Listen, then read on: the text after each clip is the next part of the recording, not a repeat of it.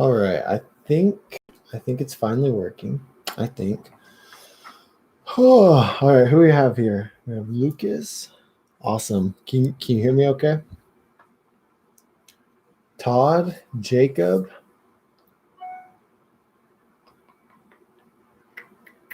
All right. Anyway, I just went outside and to get my mic out of my car.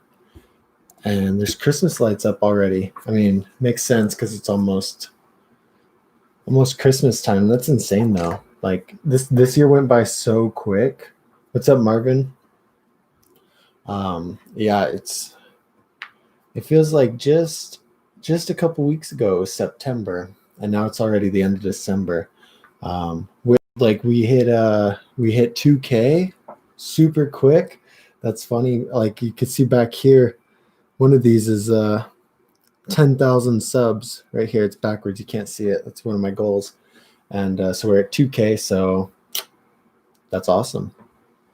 Super excited for that. You guys are great. I have so much fun. So the reason I missed last week is I had to go link up with he wasn't, I don't know, he's not really like a good friend of mine. He wasn't at the time. Like we knew each other. We were sponsored by the same company, and we knew of each other, and we were friends, you know. But I had to link up with him. We're working on a project together, and in that week, we'd wake up at like 8. We'd eat some oatmeal. We'd go out. We'd ride. We'd film, and come back to his house, film some more. And it was for like a solid week. It was crazy. I'm exhausted. I drove for I don't know 8 hours last night, and slept in my car for a few hours, and then finished the drive and got back to New Mexico yesterday morning. No, this morning, and then I just took a little nap, and I set my alarm to wake me up at 5, and I just wake up and it was 6, and I was like, oh my god, I have to do the live in 5 minutes. So I ran to my car, got my microphone, filled up my water, and here we are. But anyway, long story short, that's what's going on. And now let's ask some questions. Yo, Jacob, what's up? How's your knee? I think I saw something about you're gonna be able to start riding again soon, right? That's super sick, man. I'm stoked for you. Skylar Randleman, what's your opinion on rant parts? So for the most part, any kind of cheaper line like that is going to be really good as a first upgrade for your bike. And as you start to progress, then those parts aren't really going to hold up as good for you, because when you learn new things, you'll just start to break more stuff, and you'll really need those higher quality parts. But as you're just starting out, upgrade wise, rant is a good upgrade. For me, it was, let's see, what was nitrous. So every brand has, most brands have like a knockoff type deal. So rant is going to be, I'm pretty sure it's Shadow's cheaper version. So it's still manufactured like by the same people that make Shadow parts, except they are done with they're done cheaper. So on like, let's see, on parts, they just don't have extra things like heat treated chromoly. It's just normal chromoly and stuff like that. So I got nitrous bars, and it was Eastern at the time. It was Eastern's knockoff brand. And Kink has Mission. Mission's going to be Kink's. And so the reason that it's cheaper is it's still kind of made by the same thing. They're just not the quality of, it's hard to explain. I mean, I guess I kind of did explain it, how it's not the super strong part, how it's not the super strong like quality that goes into it. That's why they're so much cheaper. So you think about like rims. Rims are a really good example. So like an Odyssey rim, or really expensive Shadow rim, whatever it may be, is probably flash welded together instead of pinned together. So they can both be double wall rims. A rant rim can be double wall, but they pin it together where it's not going to hold up as strong as like a flash weld on a shadow rim. It's just little things like that, and that's what makes them cheaper. So long story short, yes, it's a good first upgrade, but the quality isn't there once you start to ride at like a really high level. I hope that made sense. I'm still half asleep, so bear with me. Yeah, see, like where Lucas got Rant tires, that's not a real key part that you can skimp on. The only main thing there is that the Rant tires probably aren't like any Kevlar, they're not folding, and they might be a 65 psi max, where a more expensive tire you get up to 110 psi max.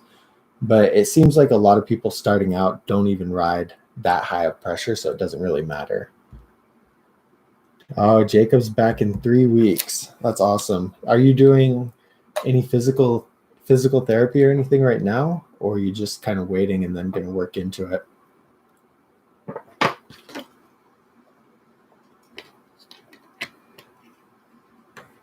Oh, Jacob says Rant is okay, but stay away from Mission. What? I think Jacob has a kink, and it came with a lot of Mission aftermarket parts, but they probably broke on him. What happened with the Mission, Jacob?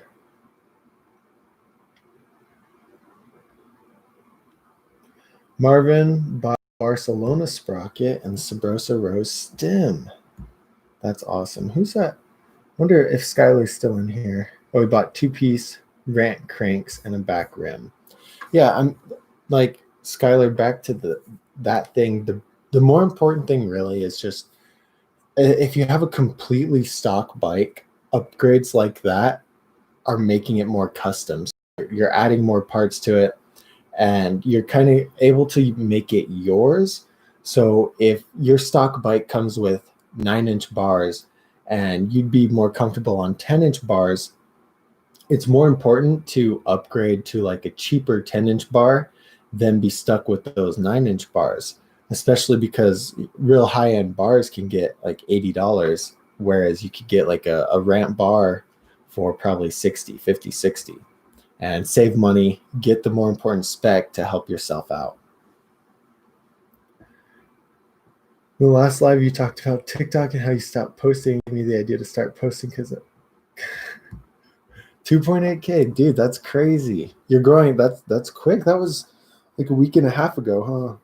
What do you post? When I still haven't downloaded it again, but when I do, I'll talk about it on the live. I'll follow you because I was just getting. I'd lay down and I'd watch one TikTok or I'd check my messages, and then I'd like look at another one and another one and another one. And eventually that guy would pop up. You guys, you know what I'm talking about? And like the guy, he'd pop up and he'd say, "Hey there, you've been scrolling way too long." And I'm like, "Oh, you're right. I've been scrolling for like an hour." And I'd keep doing that. So I had to delete it so I didn't get distracted. We're starting therapy on Wednesday. They weren't very good and wore out really fast. Yeah, with a lot of after parts, you're able to get even like my bike. I spent probably 1,500 and just bought everything piece by piece, brand new, and it was a lot of Colony Profile, S&M, like demolition tires, but for the most part, Colony Profile. Yeah, that's really it. But $1,500, and it's on its like third or fourth year right now without anything breaking. And I'm 200 pounds, and I ride kind of hefty. Whereas if I got like lower end parts, like I got a core frame with some Rant and Mission parts, it'd probably only cost me, I don't know, $600-700, but it would last me maybe 1 year versus 4 or 5 years. So just keep that in mind. If you have the money, I mean, I definitely recommend getting the better quality version of something than the cheaper version. But like I mentioned before, it's more important to me to get, I just spit on my computer. It's more important to me to get the perfect specs than the quality, especially if you're just starting. Because some people don't really stick with the sport that long. You might ride, learn a few tricks, and then quit after a while. Post names and stuff. Dude, that's sick. I mean, you probably have some riding clips stored up you could put on TikTok, huh? I tried to make some memes when I first started, and they were kind of fun to do, actually. Like, I post them all on YouTube now, and TikTok's fun. I don't know how it's going right now. It seems like it kind of was dying just because everyone's on there making content, you know? Skylar says, you should because you're a taller dude. You're 6'1". You also, what frame do you recommend? Because you have a kink whip frame. Um, the frame to me, Skylar, is something that's really special in a sense, just because it's like, one, it's your biggest upgrade. It's super expensive and it controls so much about your bike. And for you, I'd really just say that you need to figure out what specs work for you. So like double check the size guide. You're 6'1", so the size that correlates with that kind of riding. So you ride street, and now here I'll look real quick what size is right.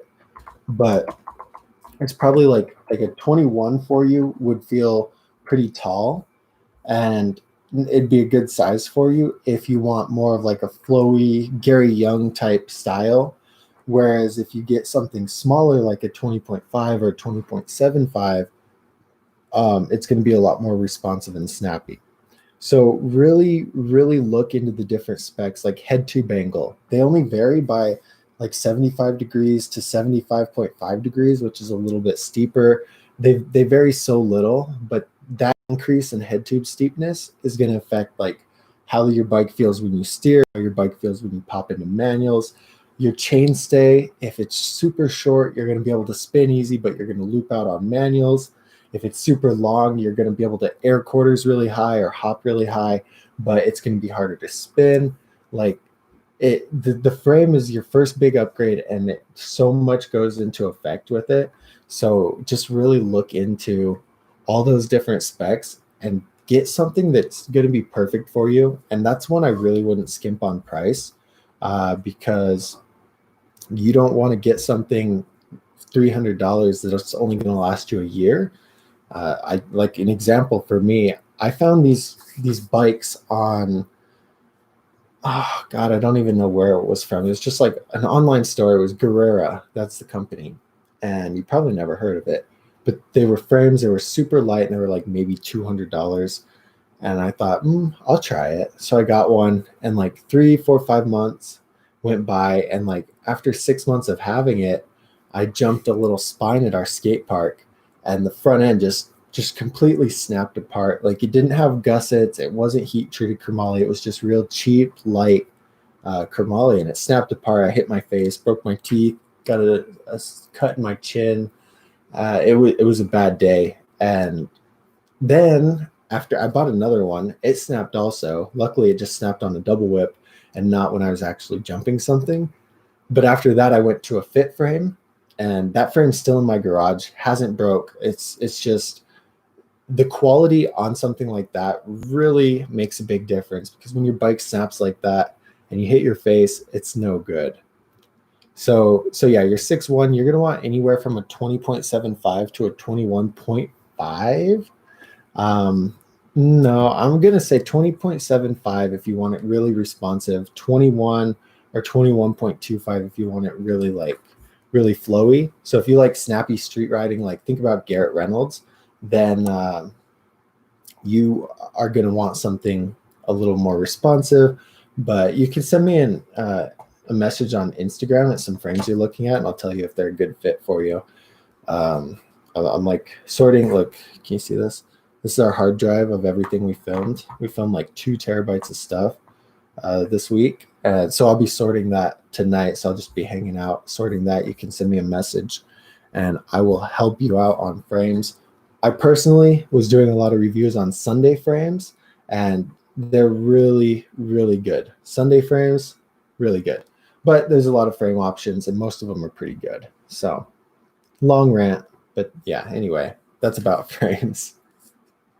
Marvin says, are you thinking about doing a bike check video soon? Well, Marvin, here's the deal. Oh, Skylar, it's just Dougster Bob. I made a bike check video last summer, not 2020 summer, 2019 summer. And it's, I don't know, I guess it's not the same. It's kind of the same, but I put on a different frame. I'll do a bike check video. One thing I figured out was that where, I don't know, I think right now my focus with YouTube is to do a lot of this stuff that helps you guys, bike reviews, spec understanding, all that kind of thing that helps you guys get into the sport more, because that's helping my channel grow. And then once I get there, I mean, we're almost at 2,200 already, but once I get an okay amount of following, I think you guys let me know, but I think you guys would like if I started doing vlogs and bike checks and more edits and that kind of thing. But as for like growing the channel and building a good foundation of it, I really like to do that kind of thing that helps you guys understand BMX a little more. And then if you guys like me, then I can do all those other things. But right now, maybe if I build up a new bike, I'll do a bike check, but I'm going to hang off on that for sure. Todd, I'm new to BMX. I ride a Cult Gateway. What's your opinion on other bikes or Cult that you should look at?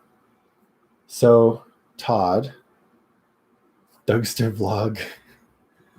I feel bad, Jacob, because I don't know, I kind of make fun of vloggers.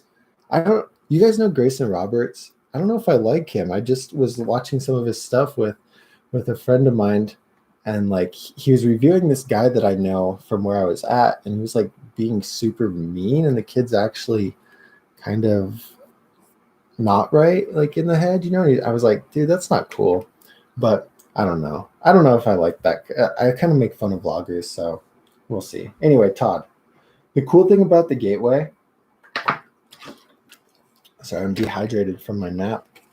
The cool thing about the Gateway is that everything on it you can upgrade. So that goes back into what I was saying with Skylar, where you can start to buy other parts that, one, are better quality, two, are better suited for your riding, and three, will just make your bike look cooler. So it's just fine to have the Gateway and then start upgrading it.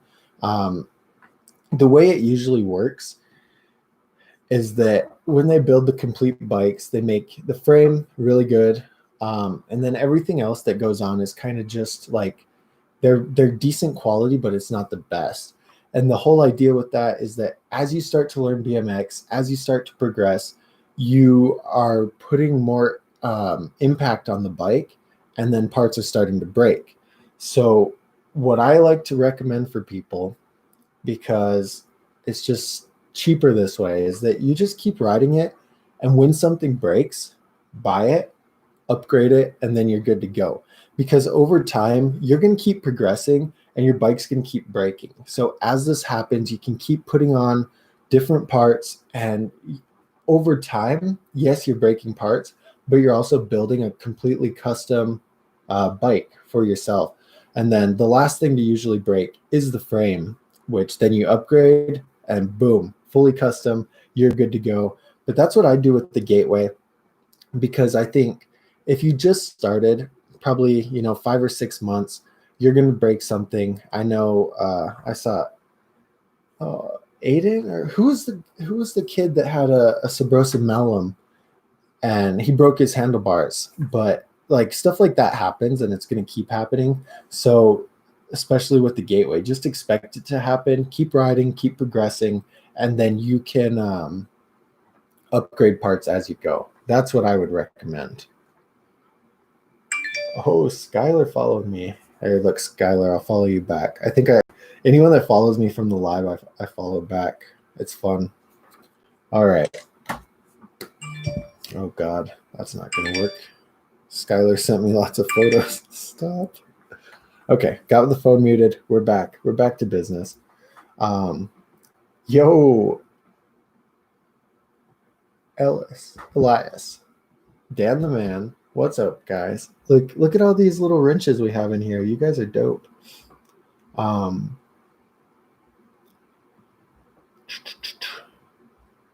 You're having dinner. Oh man, you missed so much. I just keep going on rants, Lucas. You didn't miss very much. Let's see. Jacob loves Grayson.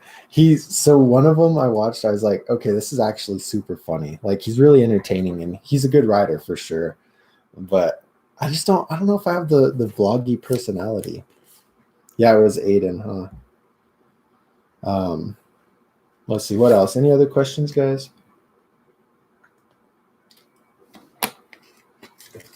I'm so tired. No, you're fine, Skylar. I had my sound on so that my alarm would wake me up from my nap, and I probably set it for 5 a.m. instead of 5 p.m. I do that a lot. All right, let me see here.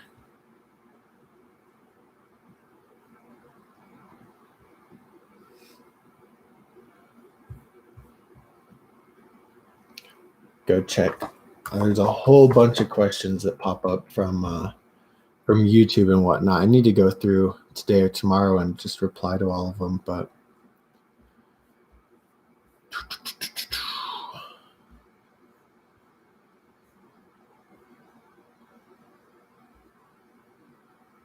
oh wait, somebody on here was like, how is I'm not monetized yet because I got lots and lots of followers from the YouTube shorts, but the watch time from it doesn't count. So I still need like I'm at over 3,000 hours of watch time, but I still need a few hundred more.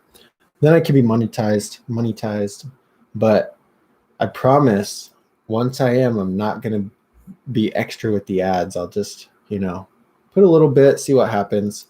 But right now, if you guys go on my website on dougsterbob.com, I have look, I'm on this page 1, 2, 3, 4, 5, 6, 7, 8, 9. There's nine ads on here.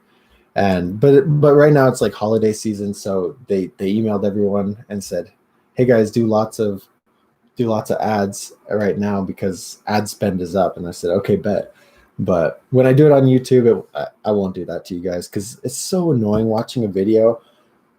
Boom, ad. Boom, ad. So I won't do it. I'll do a little bit, but that's it. Jacob won a sponsored series 3 weeks ago and haven't got the beanie in the mail. What was the sponsored series, Jacob? How's that work? I know I want to start doing like giveaway stuff and little contests. So one thing a lot of blogs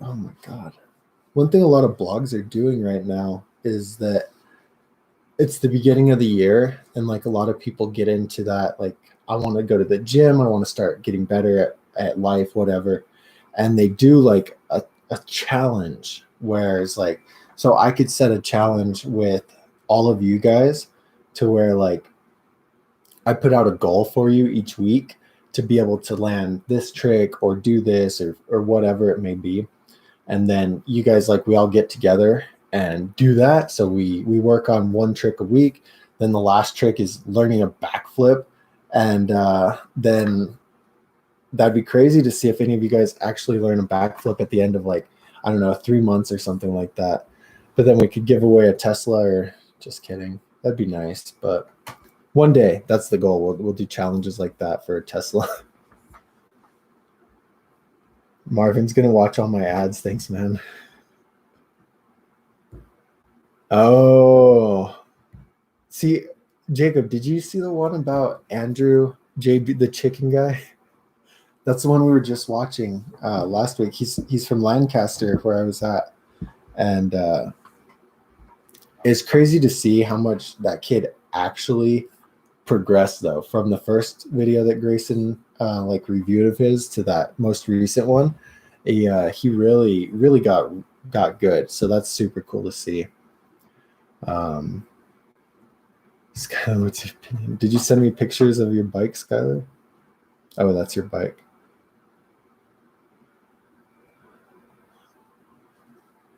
Yo, it doesn't have any Dougster Bob stickers, but otherwise it's pretty sick. It looks a little bit like mine. that black and red color theme. Yeah, that looks good. Like, you guys want to see Skylar's bike? Can you see it? Black, red. Looks clean, man. You got that guard sprocket on there. 4 pegs. I don't know what's tied around your handlebars, though. Yeah, I like it. You'll have to watch it, Jacob. It's pretty good. Lucas says, what do you think of riding mountain bike pedals? I think it is, well, it depends. So for people who are riding trails and maybe you like to do knack-knacks and stuff like that, then you want something that grips really good. But the thing with them is they're super light, they're super grippy, and they're super expensive. So do you really need $100 pedals? Probably not, unless you're having a problem with your feet slipping off. But another thing to look into is if your shoes are actually in good. I know for me, I'd ride like plastic pedals and be just fine. And then over time, my feet started slipping off. I did a table over a box jump and I unfolded the table and my feet just went like this. And I crashed and I got mad. So I took off those pedals like right away and bought metal pedals. But yeah, mountain bike pedals, super light, super grippy, and super expensive. So if you have the money, I mean, go for it. I'm trying to find here. There's a company called Expedo, I think. And they used to sponsor a few of my friends, but now it looks like they just switched to clip-ons and that they're only doing clip-ons. But yeah, look, like, bro, these pedals are $189. That's crazy. That's crazy to me. Marvin, I'll follow you back right now. Because I even put you shouted out on, look, it's still on my whiteboard. I filmed that right before I left the video where I shouted you out. Hold on. Got to follow Marvin. Hold on. What pedals did you get, Lucas? Which mountain bike pedals? Marvin, you forgot that I in your name on Marvin BMX. All right, I'll follow you, but you don't even have any posts, so you have to promise me.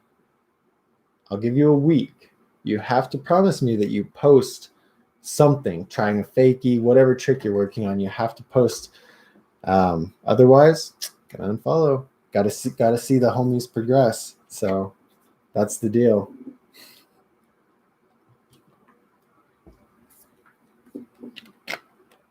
What do you think of the kink switch?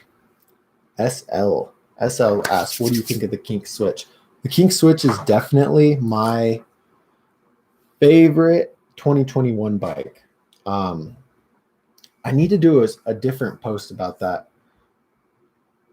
All right, bye, Skylar. Thanks for hanging out. We'll see you next Friday. It's gonna be Friday. Saturday was because I was traveling and fell asleep and all that stuff. Normally Friday, okay? Anyway, yeah, the kink switch is like my favorite because. So last year it was the Devotion, the Cult Devotion, but this year the Switch came in at $500. Comes with pegs, comes with double wall rims, comes with free coaster, and it comes in 20.75. And that part's extra important because like last year the Devotion only came in at 21. And what happens when you only have like a really good mid-level bike like that in a 21-inch is you're forcing people, like unintentionally, because they don't actually know much about the top tube size, but you're forcing them to get a bike that's too big for them. And I'm sure you guys know that when your bike is too big for you, it's so much harder to learn tricks. It's so much harder to progress. And it's just, so like I'd see people that are 5'3", 5'5", get the Cult Devotion because it's a really good bike, really good bang for your buck. But when it's that big, you can't actually learn tricks as easily on it because the bike is harder to control.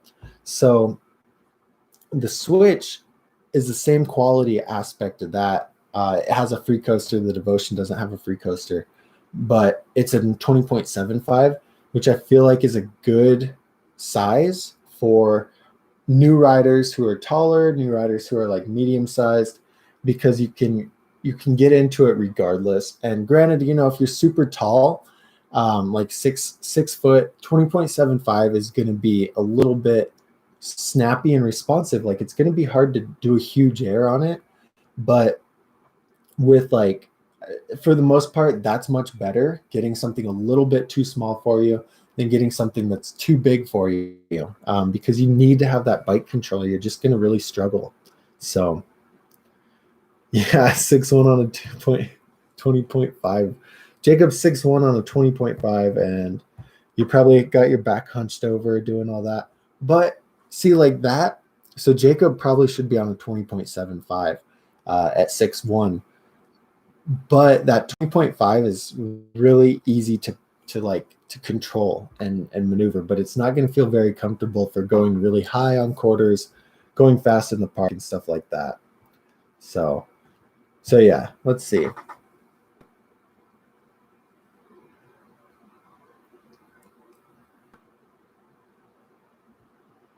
Marvin's been working on an edit for a while. Marvin, you got any clips? You want to send me a clip and I'll show everyone your clip on here. We'll hype you up. Whenever you drop your edit, I'll cheer for you, okay? I'll post it on Instagram and stuff, but that's sick. I started working for an edit when I came back last year, and it's really, I don't know, for me it was like, you'll do all these tricks that are hard for you at the time. You film it, you get your edit going, and then like you progress as you film. I'm sure you guys, that's the best thing for you, is to film and edit, because you get that trick, you fight for the trick, you spend time, you get it, and like because of that, you become a better rider. But then here's the problem. This is what I run into, is that one, you get hurt trying to progress yourself while you film, and then you have to wait like 3 months to get back into it and start filming again. That happens to me. That's happened 2 times so far. Or two, you progress to the point where you look back at the clips you filmed and you're like, why did I even film that? Like right now, that's so easy for me to do because you progressed, during that time. You're like, nah, it's no good. So that's something about edits. That's kind of cool. But let's see. Yeah, 20.75 is definitely perfect for you, SL. James Brown, what's up, man? Thanks for hanging out with us. If you got any BMX questions, post them. Back pain for days. Jacob, have you tried a back roller? I get like a back roller because like I'm taller, and riding like this, I have to just roll my back out every day. Otherwise, I have all these issues. Another thing that's crazy about BMX riders, you guys, if you watch your friends that ride bikes a lot, you'll watch how we naturally have like a hobble in our step. It's because where our feet are always, can you see that? Our feet are always like this while we ride. Like one of our hips gets either uncompressed or compressed. So our legs are technically like that. It's wild. But if you go to a chiropractor, they'll do that with your feet and they'll be like, oh, this leg's shorter. And they're like, whatever, and pop it back into place. That's a BMX thing. It's wild, but it's just something we deal with. Oh, yeah, you've asked me about the Doomsayer. I don't know if I've even looked at it, but I just type in Doomsayer. It doesn't give me anything. I've probably done a little review. I need to get on. So now I have most of the complete bikes done on my website, and I still need to do a fit video and a We the People video. I started on the We the People video forever ago. I just still haven't finished it. And that's bad because 2022 bikes are going to be coming out in like 5 months, and then I'll just have to restart all over. But anyway, I have the bikes done on my website, so now I'm getting into frame reviews, and like I've done a lot of fit, but I haven't done any We the People yet. One thing, We the People's website, so good. I think I say that every time I look at something on here. It's super good. Ooh, the Doomsayer frame's pretty heavy, but it's built very well. It's got The down tube, you see how it's thicker there at the bottom? That's going to hold up really good. And it has internal gussets, so it looks a little cleaner. Yeah, you'll like that frame. It's just super expensive. Grant Gaines. What is up, Grant? You've come and hang out before, huh? Welcome back. Glad you're here. Grant has a 2021 Cult Devotion in the 21-inch top tube, and he likes it a lot. He's 5'8" and has a lot of control on it. So if any of you guys are 5'8", Grant says 21-inch is just fine. You won't feel too crazy on it. So, and like I'm 6 inches taller than Grant, and I ride a 21. And it's not because Grant is riding something that's really big for him. It's that I should be riding like a 22-inch bike or something, but I don't know. I like to be able to control it and do whips and stuff. So Jacob posted an edit for an internet contest, and a week after, he learned feeble 180s, 180 T-bogs, and a lot of other stuff. That see, and the thing with that is that like you definitely progressed because you were filming and constantly riding and just getting better.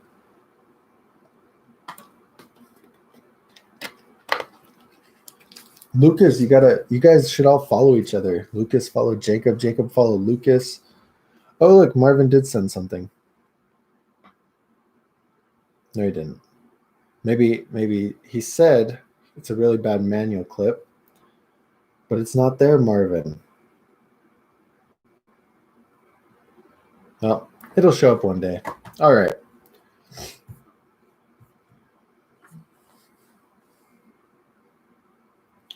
Michael Hemming says, I'm a beginner and I want to learn fakies, manual bar spins, all the basic, easier tricks. Do I go with this, the Sunday Blueprint, or the Kink Curb? So, one, I wouldn't say bar spins are a beginner trick. I mean, maybe I don't know. I guess I see a lot of kids learn them like really quick, just kind of hopping and throwing. But that to me, that's more of a mid-level trick. But for the most part, if you're like 100% sure that you're going to keep riding and keep progressing, I would say to take it up a step further from the gap and get something like, I don't know, Kink Whip, where it's got full chromoly double wall rims, or even like a Sunday X, just because you don't want to get a bike that's not. If you plan to keep riding, get a bike that's going to be better quality. That way you're not constantly changing out parts all the time. Kind of like we discussed about, upgrading it. If you get a better quality bike from the start, that's not going to happen as often, if that makes any sense. Grant sent some large drops today. It felt nice. It's easy to 180 and easier to find the balance point. So Grant, that's something with the Devotion that's a huge difference in the Switch. The Switch is a 12.75 chainstay, and the Devotion's a 13.6, and that's an inch difference. Not many frames have that 13.5 and up chainstay, but the Devotion, all of Colt's line does. And I think it's because they want to help you guys with that balance point. So yeah, the Switch, you pull up in a manual, it's going to loop out a lot easier. The Devotion, you have a wider balance point, so you can work on manuals a lot easier. Dang, I wish I could share my screen. So while working on some videos, no, I'm not a good to say it, but there's a thing about a manual where you can go to like a seesaw simulation. Here, I'll just try and find it.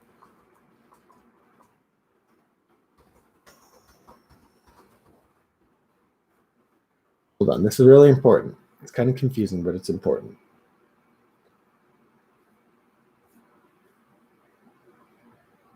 For manuals, I'm sure you guys all like manuals. Maybe. Oh, here it is. Here it is. I'm just going to send this in here and touch on it, talk about it real quick. I'm not going to go super in depth, but check that out, that link I sent, and you can like put a weight at the very end of the seesaw, okay, so that it's like this, and think about that that point where the seesaw tips is like your back wheel, and then put a person or a different weight that's a little taller or a little heavier than the weight that's on the end, and put it like in between the back wheel and where that weight is, and then move it back. And when it tips up, like getting it perfectly level is the equivalent to doing a manual. And if you move it too far back, it tilts back too far. And if you don't move it back far enough, it drops down. So like when you're manualing, you're just constantly moving your weight from here to here to keep it like that, if that makes any sense. It'll be in a video later. You'll figure it out. But that, don't tell anyone I told you. Play with that. It's a lot of fun. Jacob says, I posted an edit. Wait. No, wait, I already read that. Lucas, you're not allowed to have social media. Oh, yikes. Okay. Well, one day you'll be able to. Do you so you can have YouTube, but you can't have like Instagram or anything? Honestly, oh, here's Marvin's video. Honestly, I think I don't know. So when I was growing up, we kind of barely had, like when I was 13, I think I got my first phone. But like kids now can get a brand new iPhone when they're so young. And I don't know if I'd let my kids have social media until they're at least in high school. But I don't know. So I think nothing wrong with that, Lucas. Gives you more time to ride your bike. It's way better than sitting on TikTok like I do and scrolling all the time. Okay, Marvin, we're going to look at your thing. Grant's going to send me a video on Insta. Awesome. Look forward to it.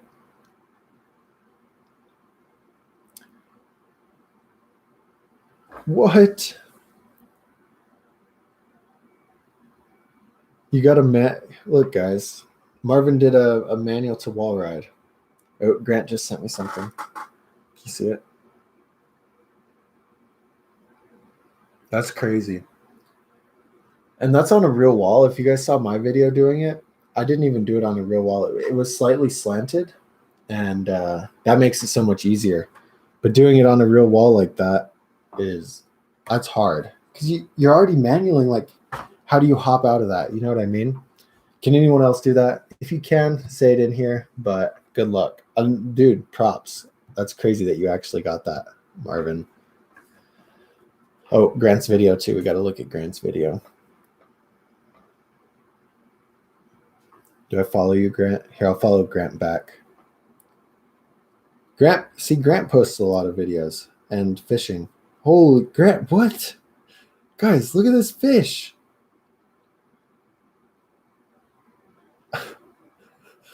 I've like fished when I was little, and these are huge. This is crazy, man. Like, you guys want to see it? Look at this. Wait, Grant, can I show them your fish picture or no? 10.7 pounds. All right, Grant's got to give me permission, but I'm going to show you guys this fish. It's insane. But here's his video. Let's see. Yo, that looks like a 6 spot. All right, here, once it restarts, I'll flip it around. This is not a fish video. That's sick. Good job. So, Grant, what do you think the secret is to so I'm sure you've seen people do a drop and then come off the drop and then they do this and like go way over the bars. What do you think is like, how do you prevent from doing that? What's your deal? Because for me, I use pedal pressure, but you don't even use any pedal pressure. Yeah, that looks super clean. Oh, you're on the devotion too, right? Is that the gray devotion? I love that color.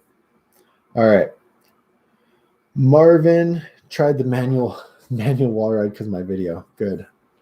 Let's see. I can't even pronounce this.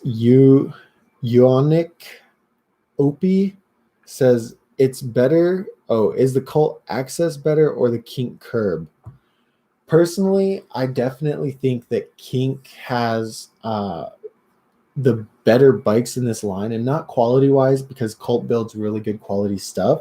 But when you look at the price ratio, like Kink's bikes are cheaper and let's see, the same quality bikes. So like the same quality cult bike, the same quality kink bike. Kink's generally cheaper. I think this is mostly because they're a lot bigger into complete BMX bikes. Cult does a lot more with parts and they're a little smaller of a company. So Kink can buy a lot of upfront parts and bikes and get a better discount, therefore making it cheaper. So out of those two, I would say the Kink Curb, especially if you're on a budget. But Cult is a really good brand, and they're much better about warranties than Kink. Kink's not great about warranties. Oh, this is a long one. I don't know if I want to read that long one. What is up, Blake? Thanks for hanging out. Just as I'm about to leave, Blake, you popped in and said what's up. I'll probably go for a few more minutes, but it's not quite an hour yet. I'm gonna get back to it every Friday. We were getting some good momentum. Like 10, what was it?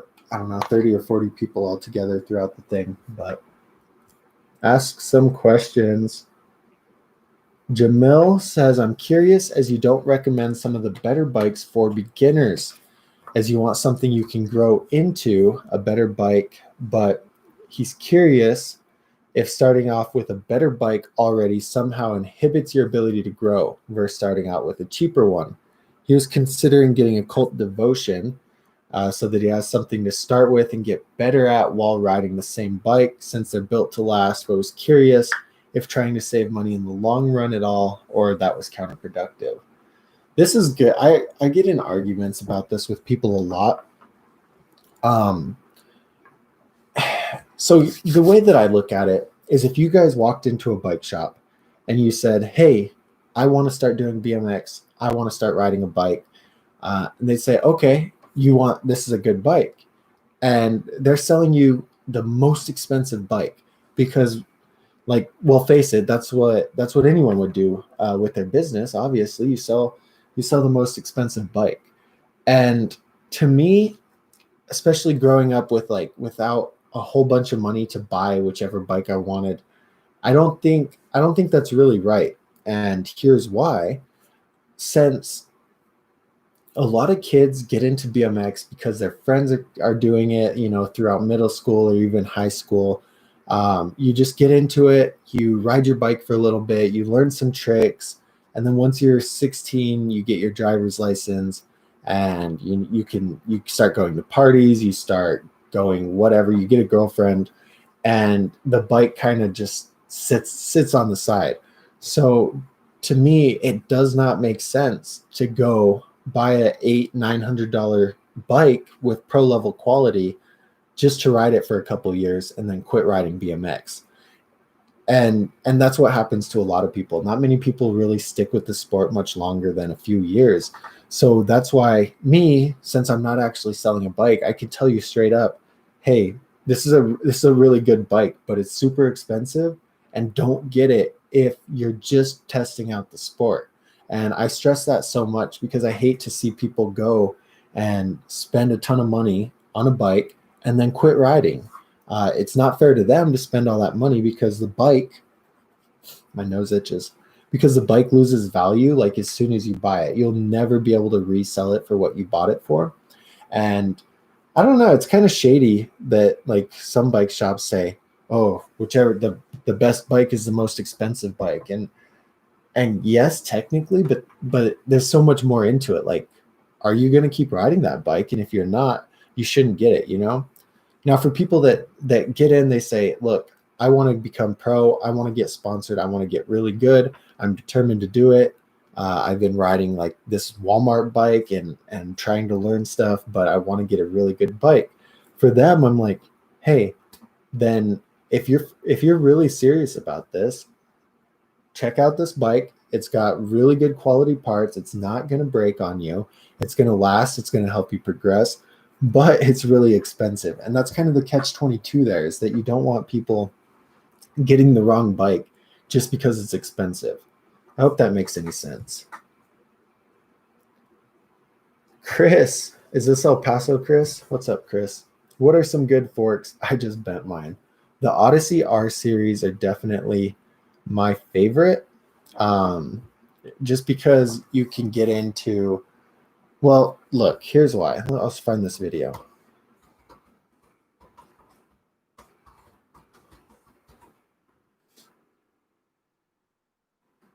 They press this fork into a thing, and then they apply all this pressure to try and make it break.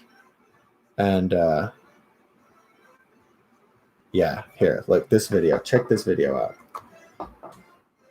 So that's why I recommend the Odyssey R forks, because they're so strong, and they also have the lifetime warranty on them.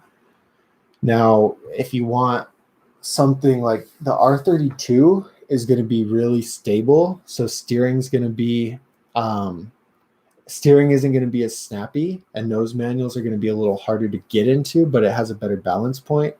Whereas if you get something like the R25s, it's a lot steeper. And so like I noticed when I went from 26 millimeter forks to the R32s, the steering felt better at high speeds because it was more controlled. So that's something you're going to have to look into different frame specs, or you're going to have to look into different fork specs and figure out which way is the best way for you to go. But the R series are definitely the best. Blake ate it today, but he has his driver's license. That's bad that you ate it today, but that's good you have your driver's license. What were you trying when you crashed, Blake? What's the worst crash you guys have had? That's the question. Let me know, because I'm curious.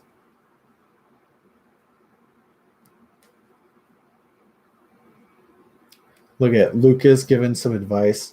I love doing this because I'm sure, like, for Lucas and Elias and Aiden, they're all like just random guys that ended up hanging out in like one of my lives and like becoming friends from it. That's so cool to see. I love this. Lucas says R25s. Hey, yeah. So you could also get the R15s, but I wouldn't recommend the 15s, just because you need to understand like what your riding's like, what your style's like, and because they are super responsive. And if you're not really confident and comfortable on the bike, it's going to feel weird. You guys see this sign? It says bicycles on railing prohibited. So that's cool. I should do a giveaway for that, huh? No. Anyway. Chris has the gateway. Okay.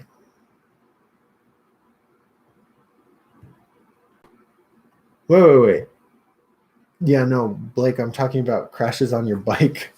What are you're talking about car crashes? You just got your license. How are you crashing already? Dude, the fact. Oh, you got the Williams. I know you were waiting for it to come in, right, Salvador? Oh, scooter crashes. What's the worst on a bike, and then what's the worst on a scooter? But the fact that we're able to get into like vehicles, to get into cars that weigh thousands of pounds and then drive around super fast like a maniac, that blows my mind. Like, you think about in the 1800s when people were riding around on horses, like if aliens came in and just dropped off a car and said, "Here, go crazy with this," like, you know how deadly that car would be. But now, since we've like progressed into it, it's not that bad. But thinking about it is crazy to me. All right, Jacob, I'm moving stuff so I can get a piece of paper and show you how to put your bottom bracket in. Hold on.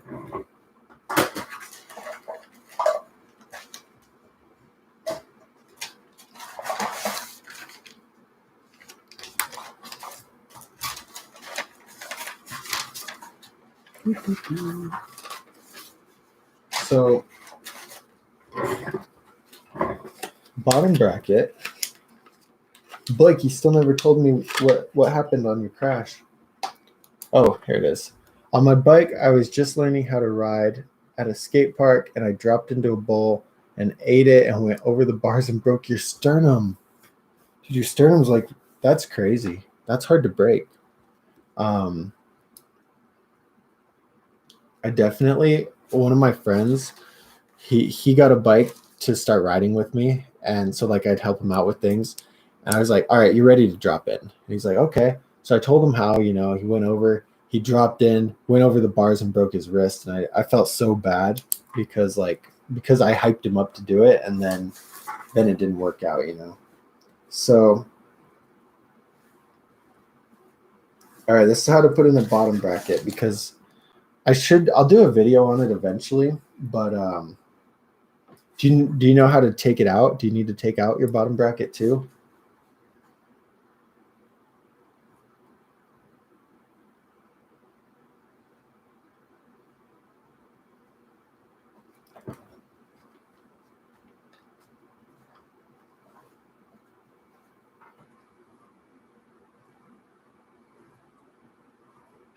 Okay. How long was your sternum broken, Blake? Oh, okay. So basically when you get your new frame, you're gonna get your bottom bracket, and there's gonna be two bearings, and then there's gonna be this middle thing. It's kind of like a spacer. It goes inside the bottom bracket in between the two bearings, so that when you press them in, they don't squeeze in. I don't know if I don't know. Sometimes I've run it without that spacer and it hasn't been an issue, because your bottom bracket width kind of has an effect there. But okay, so you're gonna get one bearing. You're gonna lay the frame down flat. Okay. Trying to think, I could go grab a frame from the garage, but oh well. You can ask me on Instagram if this doesn't make any sense, Jacob, and I'll send you a better video. Once you get it, I'll help you with it. So lay it flat, okay? You're gonna get your bottom bracket, and you're gonna set it onto the cup of whichever side you choose. Set it on there, okay? And then try and make sure that, see this part right here? Make sure that it's like level with this. So this is the frame on the side. You're gonna set it on right here, okay? And then you're gonna set it on, make sure that it's level, and then I say get a rubber. I mean, everyone says get a rubber mallet. If you don't have one, a normal hammer works fine. You might just kind of break it, but set it on there perfectly level, and scratch that. Hammer and a 2x4. 2x4 is the best. Get your 2x4, your block of wood, and you set it on top of that bearing, okay? And then with the hammer, just start smacking the piece of wood, and the wood's going to kind of give and compress when it hits on that, and so it's not going to break your bearing. And then you can really smack it, and it'll start to press in. Oh, before you do that though, grease a little bit on the outside. Put some grease on the outside of the bearing, just so that it slides in a little better and slides out when you want it to. So get it on there. Then you smack your 2x4, and it'll start to go in, and just keep stopping and checking to make sure that you've got enough. Make sure that you have the same amount of gap all around it. So if one side's got this much gap and one side's got this much gap, that means it's tilted. And so then you want to go over to the higher up side and smack it down first. You can do that by like angling the 2x4 so that it's just on that part. Smack it down just so that it's level. Now, it probably won't go in all the way with the 2x4, but it'll go down enough. And so once it's in enough, then you can move the 2x4 and just kind of lightly tap around it in a circle, and that'll put it in all the way. Then flip it over, get your spacer, set your spacer down on top of the bearing. Like you see, that's your spacer. Set your spacer down right here, and then you set that other bearing up on top on the other side, and just do the same thing over. Smack it, and it'll compress everything, and you'll be good to go. Just make sure that you have the right size. So like there's mid bottom bracket, there's Spanish bottom bracket, there's Maltese bottom bracket, there's American bottom bracket, and American and mid are kind of the same. But just make sure that one, the bearings you get are right, and then two, that the bearings are right for your crank size. Because if your crank is a 22 millimeter crank and you're running 19 millimeter bearings, then that's not going to work out. So double check that, okay? And yeah, like I said, just message me on Instagram if you get stuck. Okay. We got to read Blake's crash about a scooter. On a scooter, is at school trying to grind down a 4 stair and landed on the bottom fully on. Oh my God. Blake, you've already broken more bones than me. Luckily, I've only broke my finger, and that wasn't even oh, that was from riding. Never mind. If you look, like, see how high up this finger comes on there? Okay. But then look at this one. It's like way shorter. Barely comes up to that knuckle. It's because I broke my hand while it was still growing. And anyway, crazy story. All right. Deandra says, hey, been reading a lot on your site. Thanks for the info. What's your opinion regarding investment cast forks? Is it stronger or no? So let's see. Investment cast is the dropout on the forks, and it's definitely stronger because here's the thing. Let me draw a picture real quick.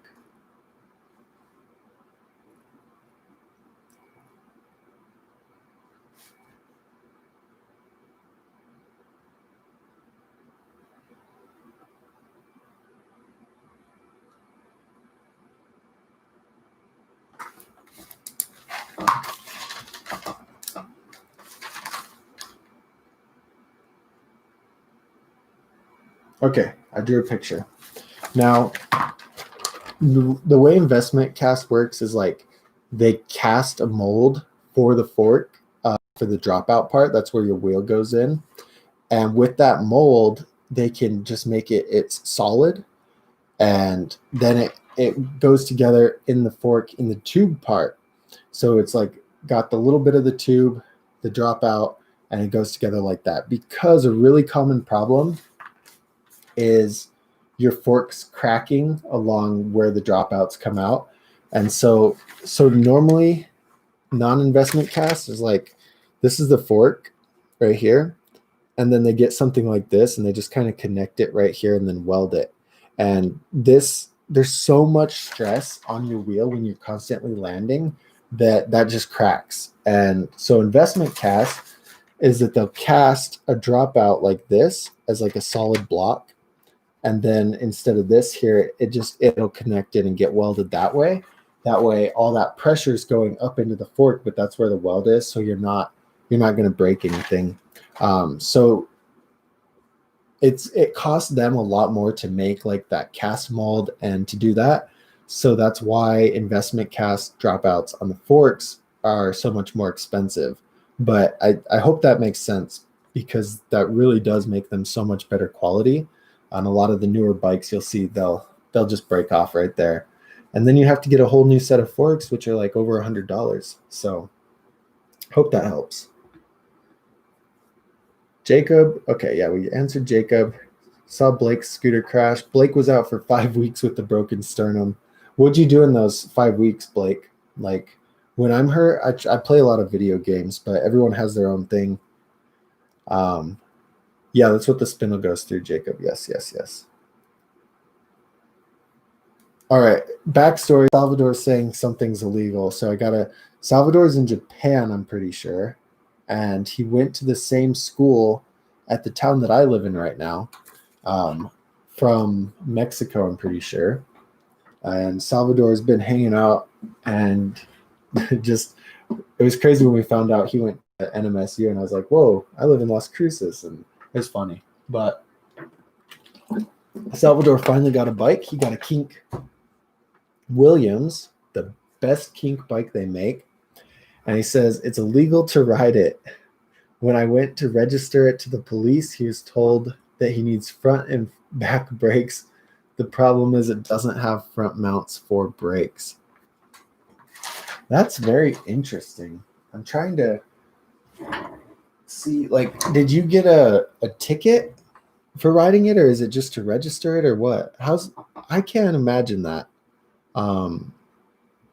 Because I know there's a guy, Daniel. Let me try and find him.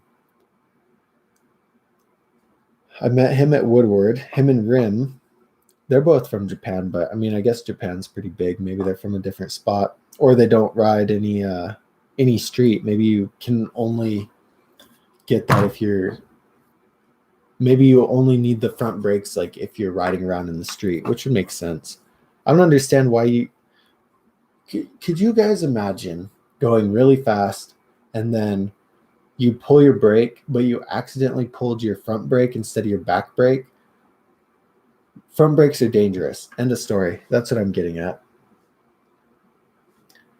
You ordered caliper brakes and you'll make a 3D printed adapter. Okay. Yeah, because you just need that cutout on the front end, huh, to put the brakes on. And I don't think the Williams frame has it.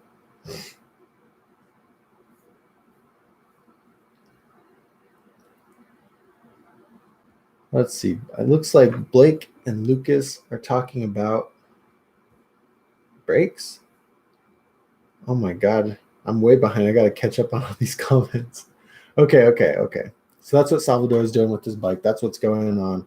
Ride for Life says, can you help me land a bar spin? I just can't commit to it. And sometimes it doesn't spin the whole way. So my biggest tips for you are a couple things. When you're just hanging out at the park or riding street or whatever, and you're just standing there, just stand there and throw the bars, catch them, throw the bars, catch them, throw the bar, and just like get to the point where you can do that like with your eyes closed. Throw, catch, throw, catch, throw, catch, throw, catch. And then because the biggest thing is you need to, one, know how to throw the bars around, and two, your catching hand gets lost. Like it doesn't know where the bars are, it can't get its hand on, stuff like that. So constantly practice that all the time.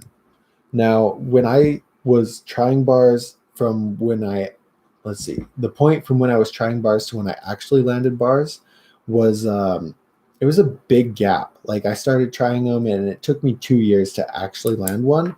But the game changer for me was my grandpa taught me how to do them.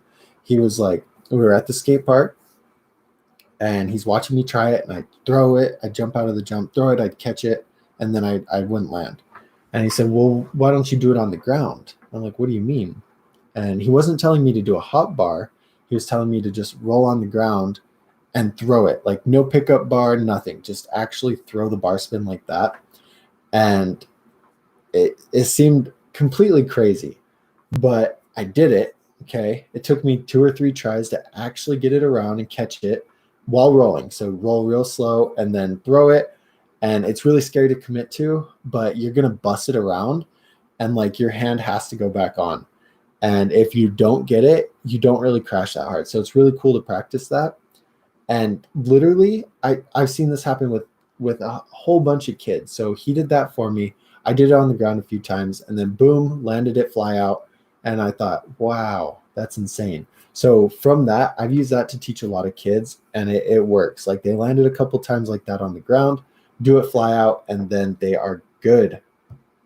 So those are my best tips for you. If you need help with it, just message me on Instagram while you're doing it. Maybe you could send me a video and I could tell you what you're doing wrong.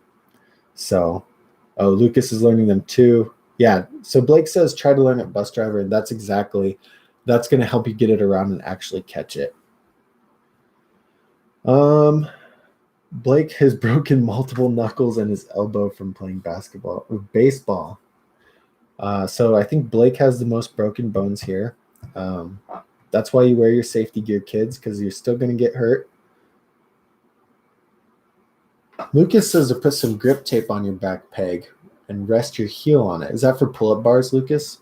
I think that's what he's talking about. Aiden, man, you're here just in time. Grant, you're back. Grant, I want to show people the picture of your fish. Can I show them that picture on Instagram with that giant fish? It's crazy, guys. It's crazy. Grant is he's probably going on Deadliest Catch soon. He's going to be on the boat catching fish. Lucas, are you asking me if I have pegs? You're probably asking Aiden. I actually just put pegs on though, if anyone's wondering. I took them off for a while, put them back on, and kind of missed them. I think I'm a little better at street than I'm at park. But the reason I took them off is, you know how the gap is, okay? And then you put your 17 millimeter in there to take your wheel off. Once you grind a long time, that end of the peg like gets smaller because it gets ground down. And then you can't get your 17 in there. And that makes me so mad. Um, oh, oh God. Blake was watching my videos from 10 years ago. Um, yeah, part of me wants to take those down because they're super cringy for me to watch. I hate looking back at like how extra I was and everything. But then I'm not going to take them down because it's cool to see the actual progression. And like, I hope it kind of inspires you guys to know that, like, hey, you look at my videos and I was doing manuals and 180s and I was pretty hyped on that. But then like you look at 3 years later and I'm like doing bar spins and tail whips and progressing. It's BMX is not easy, but if I would have quit after a while, like I wouldn't be there. There's guys that I rode with that were way better than me at the time, and now they're not doing anything with their life. And I mean, all I do is ride bikes, so am I really doing anything with my life? Not really. But point is, they quit riding bikes even though they were better than me, and ultimately I got better. If you guys haven't seen those videos, don't watch them. Now you can watch them. It's fun to watch. So Aiden can't take his brakes off, and I read he can't have pegs. Blake played a lot of video games when he was hurt. I love Ark, Survival Evolved. That's my favorite video game when I'm hurt. All right, Grant says, last month I went over the bars, split my chain open, and had to get 7. Oh, his chin. Dude, can you see right here? That line? That's from me splitting my chin open too. That's you. If you have like a little facial hair, you can't really see it, but that's crazy, Grant. You got to be careful.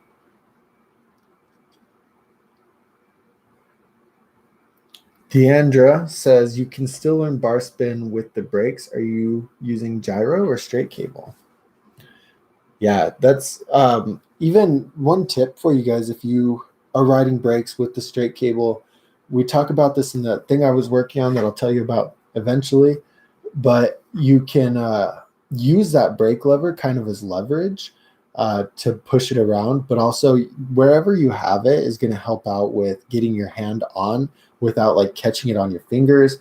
Or it's really easy to take it. Say you throw with like your left hand and you catch with your right hand, you can move your brake lever from the right side to the left side, or yeah, whichever side anyway, you can move it to the other side so that it's not in the way when you catch it and only in the way when you throw it. Another thing with that is that if you know you're going to try a bar spin and you don't have gyro, is turn the bars a full rotation the other way first. That way, when you spin the bars, it puts them back to a normal spot. So you're fine. And yeah, Aiden, with brakes and pegs, or brakes and without pegs, you can still put your foot on the back axle to learn pull-up bars. That's what I do when I wasn't riding pegs. I don't like pull-up bars very much, but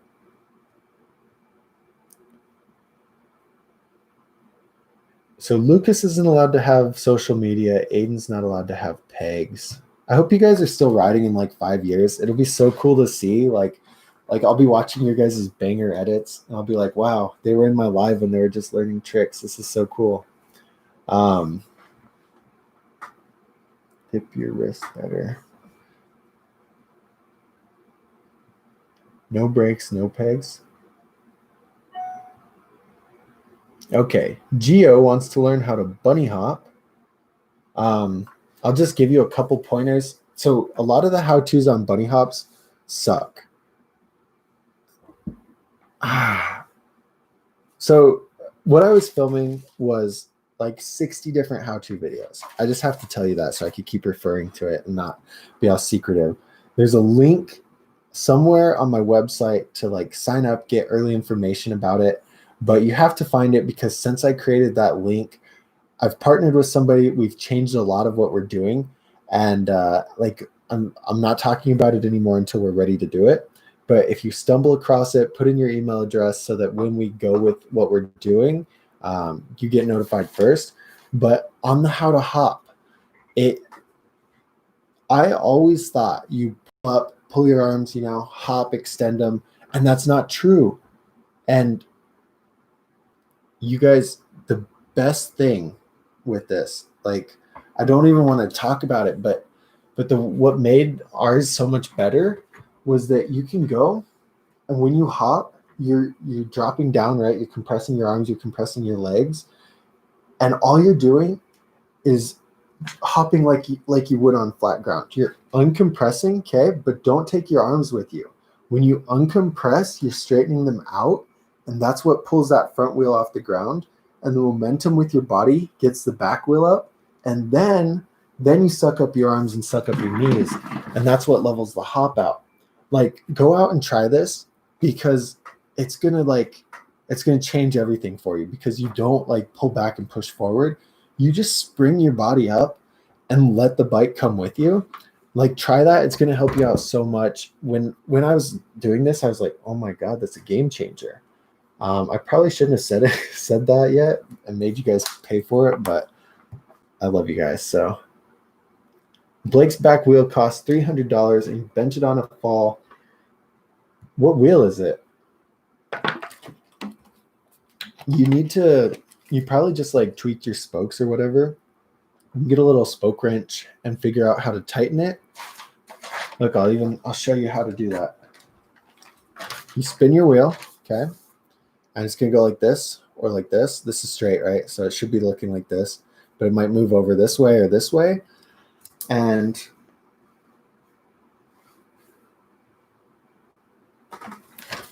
all right, this is your wheel. Can you see that? And if the way it like is bent and it moves out that side, you tighten all the spokes. Oh, here, so those dots are your spokes, right? If the wheels moved out that way, you loosen all of these spokes that are closest to that side, loosen them like a quarter of a turn, and then tighten these spokes here, and do that, and then that pulls the wheel back to center. You can't do it too much or you'll have that problem going the other way. Let me clarify though. You don't just tighten all the spokes on that opposite side. You mark where that spot is that comes out, and then you tighten like the 2 or 3 spokes around that bend, not the whole wheel. Hope that helps. That should help. Yeah, Chris says just true it with a spoke wrench. All right, Joel says, does drive side have an effect on tail whips? I have right hand drive and right foot forward. Naturally, I try whips counterclockwise, so catching drive side first. Joel, kind of. When you're first leaning out, not really. I'm right foot forward, and as soon as I could like afford aftermarket parts, that was the first thing I switched to was left-hand drive though. More so because when I would grind, I didn't want my sprocket, my chain in the way. But once I was doing whips, it did help a tiny bit, only because I catch cranks.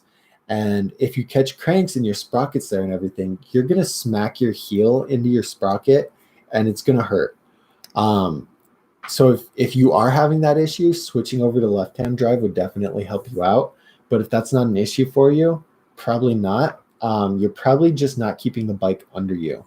Like when you do a whip, your chest is going to be so much higher that like your bars doing this motion with the whip is down by your knee when you're up in the air. That's how low the bike has to be for you to actually land it. So that's usually the biggest problem. All right, Blake had to go probably a few minutes ago. Maybe you'll see this later. Bye, Blake. Thanks for hanging out. Have fun. Salvador says, no ticket. Oh, he got a ticket when registering? The problem was that one of the cops was very strict, and if he hadn't been there, I wouldn't have had issues. So he registered the bike at a different station. Oh, okay. Well, that's good then.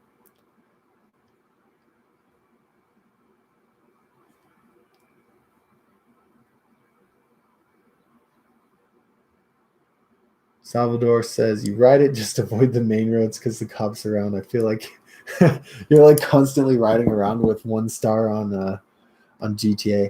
There, Salvador, when I was in high school, we'd go ride at NMSU a lot. And we never really like got talked to, but sometimes we'd be riding and the campus police would come by and they'd turn on their lights.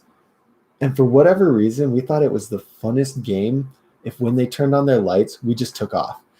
And thinking about it now, I definitely don't recommend that, because they're probably just going to say like, hey guys, be safe, don't vandalize anything or whatever. But we just would decide to run away, and it was constantly like having 3 stars on GTA. It's intense, it's a lot of fun, but I don't know, I think if we could have gotten a lot of trouble, so I don't recommend that at all. Don't do that, okay? So, but that's what Salvador is doing with the police.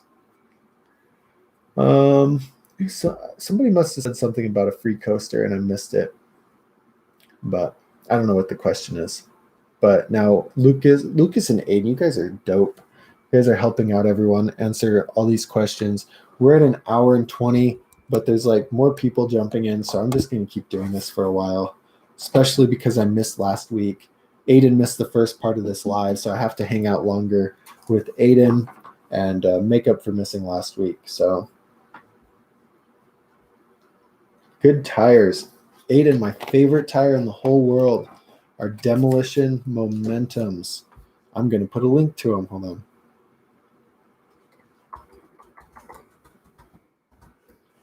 Now, there's a lot of better tires in the Momentum. Like some tires are really, really higher quality and a lot more expensive. But I ride the Momentums because they're really smooth. So like recently I just put on a Hammerhead tire, and I put on a Hammerhead tire, which is a lot more knobby. And when I ride the park, it gives me a lot more rolling resistance, so it's harder to roll faster. And the momentum is just nice and smooth, so it rolls really fast. It's one of the lightest tires you're going to find. And I talked about that in one of my other videos, how the weight of the tire, like you can save 8 ounces per tire, and that saves a whole pound off your bike. So it's low weight, and it's only 25 bucks. So that's why that's my favorite. I just put it in the chat somewhere. I'm trying to catch up though. I'm behind on all these comments. Yeah, that's the bad thing about the Momentums, Aiden. Aiden says that his tires lost grip, and the Momentums wear out super fast. That's the only thing. But they're only 25 bucks, so like I change them out so much. But yeah, they lose grip. I've heard good things about the squad tires too, though. Even though they're probably only 65 psi max, but like I ride 80 psi, and it's just something I started doing when I started riding park more. But if you only ride like 50 or 60, that's not going to be an issue for you. So Max, did I miss something? Oh, Max, I can't hardly. Oh, and Joel, dang, I'm looking at the blue names instead of the gray names. It's confusing me. Okay, Max. Hi, Bob. Do you have any tips for the foot jam tail whip? Um, that one's kind of tricky because you can hop into it, right? You can pop forward, kick it, and then put your foot in and jam it. Or you can do where you're riding along, you take your front foot, put it in the tire, and foot jam and kick it around. The reason, if you're doing it that second way, the reason you're probably not landing it is because when you take that foot off and put it over, it makes your cranks up and down like this. And that makes it really hard to get your foot back on because your cranks aren't in the proper placement. So I really would recommend just trying to learn it. Roll on the ground, okay? Have your body compressed, and then when you're ready to get into it, pop your chest up and forward. And what that's going to do is that's going to lean the bike up, okay? So pop up and forward, and when it does that, swing your foot over, swing your front foot over, and at the same time kind of kick the back foot, and then put that foot in the tire. And it's going to come around, and then when you're ready, all you do is uncompress off that tire, and you can catch it. This way is definitely the more advanced way, but it's the only way I could ever land it. I could get it around doing it the other way, but I wouldn't be able to get my feet on, if that makes any sense. But one thing to work on to help with that is to just do a lot of foot jams. Get comfortable foot jam, hopping into the foot jam, hopping out, hopping in, hopping out, hopping around, stuff like that. All right. Jacob says, do I know of any colleges that have a Splats park on campus or close to it? I'm a senior in soon. Oh, Jacob, you got to go to college soon. I'm trying to think. I mean, like NMSU, where Salvador went, was by Marvin. Thanks for hanging out. We'll see you next time. Has a park by it, but I wouldn't recommend that. Look at like what is it? Denver. I don't know. I don't even know where you're from, but Denver would be really good because there's so many different parks there, and there's one downtown close to campus. Yeah, I'd probably Denver or somewhere in Texas, like Houston. I don't know what the school is, but Houston would be a good choice. Yeah. Great, you left and came back again. Okay. Momentum, demolition momentum. Salvador, do you have gyro recommendations? I noticed there's a huge difference in prices. I don't know like anything about gyros. I'm trying to learn more. Like I know how the tabs go together. Like I know how you would drill the tabs. But as for what the actual gyros do, I feel like they're all the exact same. It's just like it's a bearing plate there with the two different things for the cables to snap onto. I can't imagine why they'd be so different. I think Odyssey does a really good universal gyro, right? Yeah, I don't know. I'll have to do reviews on gyros and like learn more about them because I don't know very much. All right, Marvin left. Grant's back. Aiden is back. What is your dream sponsor? That's a good question for all you guys. What's your dream sponsor? I don't know if you're asking me, but for everyone, that's a good. I'm curious. In the bike world, I definitely think Red Bull is one of like it's the elite sponsor because they take care of their athletes and it's really exclusive getting on Red Bull. I hate Red Bull. I don't drink Red Bull at all. But as for like that aspect, that's a really good choice because they have a good budget, you know, all that stuff that goes into it. If I could have any sponsor though, I think it would just be one like Mongoose would be a really good sponsor because they're big enough to pay you good, to give you your parts and let you travel. And that's really important. But then again, I don't know. I don't like the Mongoose business model for how they only put out these lower quality bikes. I like the model more like Colt where they put out good quality bikes and then do a lot of parts too. But like sponsor wise, those big companies like Red Bull and Mongoose that don't do a lot for BMX for whatever reason have huge budgets and crazy. All right, here are the answers. Lucas says We the People or Sunday/Odyssey. Grant says Colt. Aiden tried a Red Bull once and it was disgusting. Yeah, the flavors like the cranberry or the watermelon are pretty good. Jacob says Odyssey or Colt, but also Red Bull because they pay well and make your content amazing. I was at Woodward last year. I rode with Coco. You know Coco Zarita. He's a Red Bull guy. He rides vert, but like I'll always see him going to different places like the Red Bull headquarters. They have a training facility with like high class trainers that train you off the bike to be like, you know, better, stronger, everything like that, like breathing control. They do crazy things for their riders. Aiden wants Red Bull, Colt, Odyssey, or Vans. Ooh, Vans, yeah. Why? Yeah, don't take off. Vans would be really cool, actually. Yeah, Vans sponsors like Larry Edgar has signature shoes with Vans. We have a little poodle, and the poodle's sticking her nose under my door, trying to see what's going on. But all right, we are at an hour and a half. I'm gonna go work on editing some videos. You guys got any more questions before I peace out? 10 seconds. Ready? 1, 2, 3, 4. 5, 6, 7, 8, 9, 10. All right. Now, no, she doesn't let me pick her up. Like only sometimes I can pick her up. I'll post on Instagram a picture of her. So if you guys don't follow me at Dougster Bob, I'll follow you back, and we'll see you next Friday for the live. I might do one earlier in the week. That's earlier in the morning for the Europe guys, for the guys in Europe that are on a different time zone. That way, so it'll be lives. If you can get to both of them, then awesome.